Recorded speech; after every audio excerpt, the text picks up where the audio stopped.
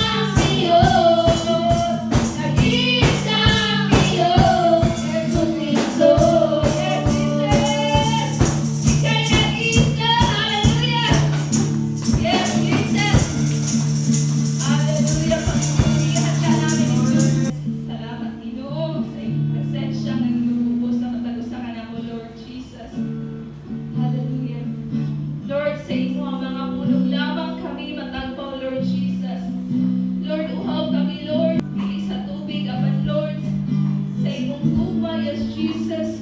Kung among ginapangayo, Lord, nilamdagan mo ang matagusa ka na mong Ginoo. Please open our heart, Jesus. Hallelujah. Kuya nga matagusa ka na mong kasing-kasing, Lord Jesus. Hallelujah. Kinakinahanglan na mo, Lord, ang iyong presensya, Ginoo. Kaya wala kami mahimo, Lord. Wala ka sa matagusa ka na mo. Wala ka sa mong kinabuhi, Lord Jesus. We are useless, Lord Jesus. Hallelujah. Oh Lord, ako ginapangay, Lord, ang katagbawan, Ginoo, sa iyong mukha. Yes, Jesus. Hallelujah. Yes, hallelujah. Yes, Jesus.